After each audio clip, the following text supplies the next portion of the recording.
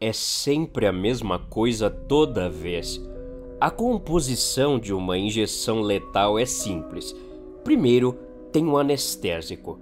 Alguns dirão que é isso que os mata, que é isso que os coloca para dormir, e eles não têm ideia do que acontece depois.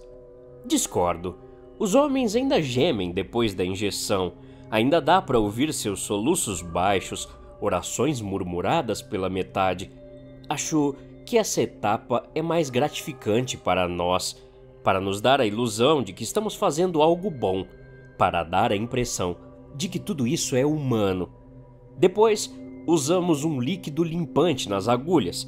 Isso é importante para evitar qualquer contaminação e como os produtos químicos podem reagir. Isso pode atrapalhar a execução. O segundo componente importante é o brometo de pancurônio, um agente paralisante. Isso vai direto para as vias aéreas, paralisando o diafragma e os pulmões. A sensação é como se alguém estivesse torcendo seu corpo inteiro com as mãos. Sua respiração fica mais fraca e tensa, até dói. Você pode ouvir a saliva secando em sua garganta, em seu queixo. O terceiro e último é o cloreto de potássio, um agente tóxico. Não que depois de tudo isso os condenados tenham alguma grande chance de viver, mas é isso que realmente os mata. Isso induz parada cardíaca, seu corpo se contrai, treme e depois cede. Em 1 ou 2 minutos, eles são declarados mortos. Sou funcionário do Estado fazendo isso há algum tempo. Já vai fazer 5 anos trabalhando com isso. Recebo um bom salário, claro, e como não são muitos os que estão dispostos a fazer isso, quem se sujeita, assim como eu, costuma descobrir que tem uma escolha de onde quer morar. Se um estado tem a pena de morte e administra a injeção, é provável que haja trabalho para você lá. Para mim, fazer isso sempre veio de um profundo senso pessoal de justiça. Quando pequeno, perdi minha chance de ter uma vida normal. A mídia começou a tratar esses monstros como super e inteligentes humanos. Eles ganharam filmes e séries, chamavam de crimes perfeitos. Os serviços de streaming foram inundados de histórias de assassinos como se houvesse uma estranha e perversa genialidade em suas mentes. Eu cresci ouvindo isso porque toda a minha família foi morta por um desses seres inescrupulosos. Sei o quanto fui chamado para programas de entrevistas e podcasts enquanto ainda tentava processar tudo o que tinha acontecido. Me pediam para comentar sobre a genialidade desvairada por trás da morte da minha família, o simbolismo da forma como ele havia esfolado suas peles, perguntando se eu tinha alguma ideia do que as palavras na parede significavam. Claro que eu não fazia ideia. Eu só queria que o assassino pagasse pelo que fez. Na minha mente, não havia genialidade por trás disso. Nada simbólico, apenas era o que era, um doente mental. Um homem invadiu minha casa enquanto eu não estava lá, matou e esquartejou aqueles que eu amava, prendendo suas peles na parede como modelos de taxidermia ou borboletas em potes de vidro. Havia coisas que pareciam estranhas, claro, devo admitir. O fato de que, nessa série de assassinatos, o cara sempre escrevia nas paredes de suas vítimas o que a polícia estava prestes a fazer antes que fizessem. Às vezes em sangue, às vezes em tinta preta. Coisas como 13h29 da tarde, oficial tal entra no prédio. 13h30 da tarde, oficial tal diz: "Que merda é essa?" Às 13h34 da tarde, oficial chama por reforço. Às vezes havia pequenos trechos de fala e os primeiros oficiais juravam que eram exatamente o que eles haviam dito. Sempre pensei sobre isso, não como se o cara fosse um gênio que previa o futuro, mas meio que dá pra imaginar o que acontece quando alguém vê uma família de 5 pessoas esquartejada na sala de estar. Mas a mídia, claro, a mídia queria que isso fosse verdade. Gênios do mal, como diziam. A polícia nunca pegou o cara responsável por acabar com minha família.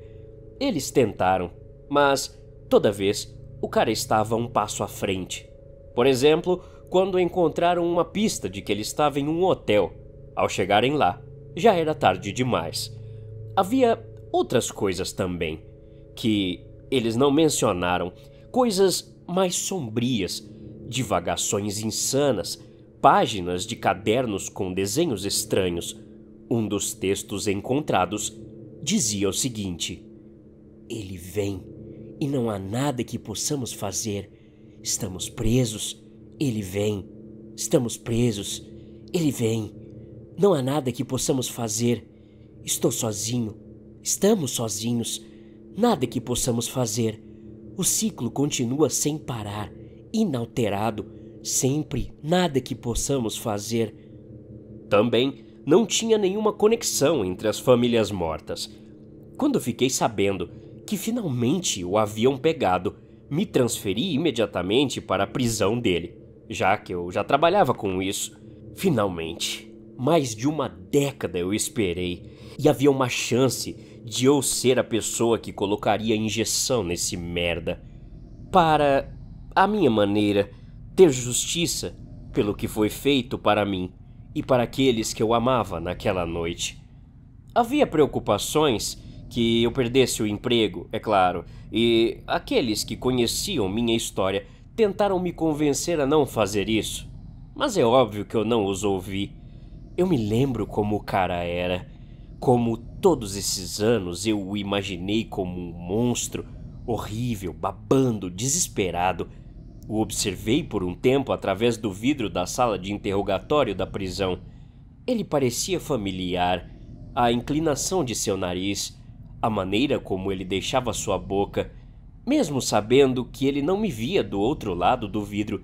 Juro por Deus que ele também me viu e sorriu, expondo seus dentes amarelos. Talvez eu o tivesse imaginado todos esses anos com tanta intensidade, todas as noites nos meus sonhos e todas as manhãs quando me preparava para o trabalho, que eu decorei todos seus detalhes. Ele me dava uma sensação estranha de calma, como se nada ao seu redor pudesse afetá-lo. Seus olhos estavam escuros. Ele ocasionalmente olhava ao redor da sala, fechava os olhos por um segundo, dizia algo antes de abri-los novamente, como se estivesse procurando alguma coisa. Eles geralmente, os presos que foram para a condenação e eu tenho que aplicar a injeção, têm que usar capuzes no corredor da morte, indo para a sala de execução. Mas eu fiz um pedido especial para mantê-lo sem o capuz, para que eu pudesse ver seus olhos rolarem para trás e ficarem brancos. Deixei meu capuz do lado de fora também e entrei. Eu tinha tudo preparado, o que eu diria quando o visse, a maneira distante e fria como eu daria a sua morte, como se isso não significasse nada para mim, como se ele e seus crimes não fossem nada e eu tivesse superado eles. Mas assim que entrei, eles ficaram presos na minha garganta. Os guardas de cada lado dele esperavam. Eu queria falar, responder, mas eu estava impotente. Um menino, novamente, nervoso e soluçando, fazendo perguntas para mim mesmo em minha mente. Eu não sei se minha mãe e meu pai tinham dívidas, não sei quem é meu parente mais próximo, não sei por que alguém poderia querer machucá-los. Quando entrei e os guardas saíram, o homem então falou: "Você parece velho, mais velho." Eu disse que eu estava ali para administrar sua injeção letal, que em menos de 10 minutos ele estaria morto. Ele revirou os olhos. Será que esse desgraçado estava gostando disso? Tentei ser profissional. Se eu não conseguia falar, pelo menos podia fazer meu trabalho. Pelo menos podia finalmente matá-lo. Eu derrubei sem querer a agulha por um momento e ela caiu no chão. Eu nunca, em todos meus anos fazendo isso, havia derrubado antes. Era um motivo de orgulho para mim. Mãos firmes. Meu coração parou por um momento, mas me acalmei. Quando me levantei depois de pegar a agulha no chão, encontrei seu olhar novamente. "Você sempre faz isso. toda vez, o homem disse, como se ele soubesse o que eu ia fazer antes que eu fizesse. Tive até uma sensação de déjà vu, como se ele tivesse dito isso antes. O homem continuou a falar, enquanto eu administrava o anestésico, e pensei por um momento que era uma oração. Mas quando comecei a ouvir com atenção suas palavras, no silêncio daquela sala, percebi que estava falando comigo. Era como se ele tivesse momentos de lucidez e depois voltasse à loucura novamente. Boa sorte, David. Depende de você agora. Acabou pra mim, estou tão feliz. Estou tão feliz, estou livre e sinto muito, David. Você saberá, é sempre você, é sempre nós. Suas palavras foram interrompidas. Ele mordeu a língua. O brometo havia entrado em sua corrente sanguínea. Seus pulmões e diafragma pararam de funcionar. Eu podia ouvir o último ar, escapando de sua boca, sua garganta. Ele se moveu para trás e, com seu último suspiro, sua cabeça caiu, como se estivesse relaxando. E juro por Deus que mesmo depois disso, ele sorriu. Fui para casa me sentindo estranho e insatisfeito. Eu pensei que, depois disso, minha vida seria de alguma forma consertada, que os dias pareceriam melhores e as noites menos solitárias. Mas não havia nada. O trailer onde eu morava cheirava mal. Baratas ainda se espalharam quando eu liguei a luz. E eu ainda me sentia estranho. Talvez, pensei, tenha sido pela forma como ele havia agido, como se ele quisesse ser pego, como se isso fosse algum tipo de jogo em sua mente doentia. Talvez tenha sido o que ele disse, de alguma forma me colocando no meio de suas loucuras. Eu ainda podia lembrar de suas palavras, sem sentido e repetitivas, mas de alguma forma tão urgentes, tão desesperadas. Eu sabia, ele não apenas queria ser pego, ele queria morrer. Marcos me ligou, um colega de trabalho da prisão. Ele sabia que a execução tinha sido hoje. Estava entrando em contato. Dia difícil, hein? Ele disse. Bem pior do que você imagina, respondi. Me falaram que você saiu um pouco chocado da sala, Marcos disse. Suspirei.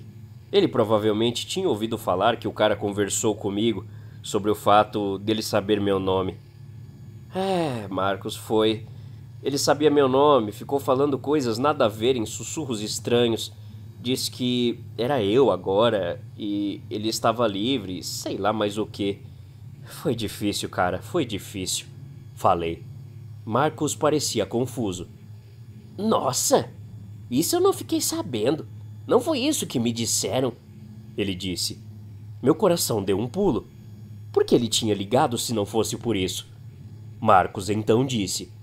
Os caras disseram que deve ter sido uma execução difícil, porque o cara era idêntico a você. Até a próxima. Obrigado.